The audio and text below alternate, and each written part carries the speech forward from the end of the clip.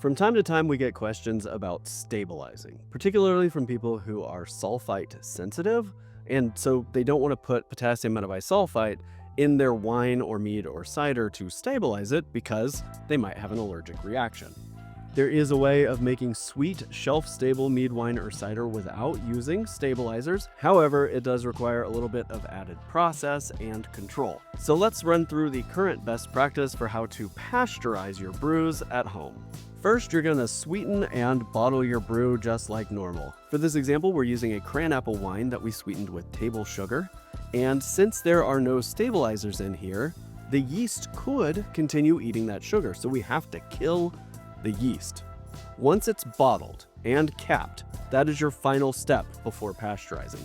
You never want to pasteurize something that's not sealed in a bottle, because if that brew is ever open to the outside air, you could get wild yeast in there that will start eating those sugars.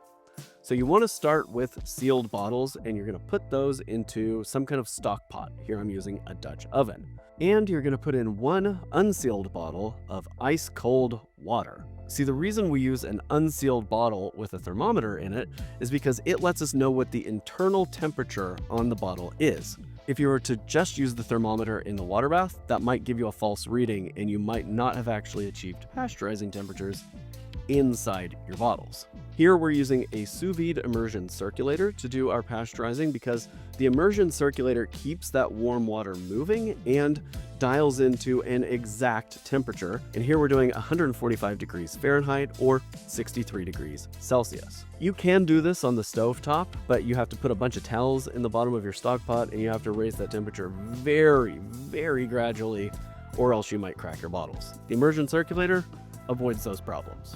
Once you've brought it up to temperature at 145 degrees Fahrenheit, you're going to hold that for a minimum of 7.5 minutes. But to be extra cautious, we give it 30 minutes. After 30 minutes of sitting in that circulating water bath, you can cut the heat, and you're just going to let those bottles come down to room temperature without touching them in the water bath. That added time helps ensure that pasteurizing really took.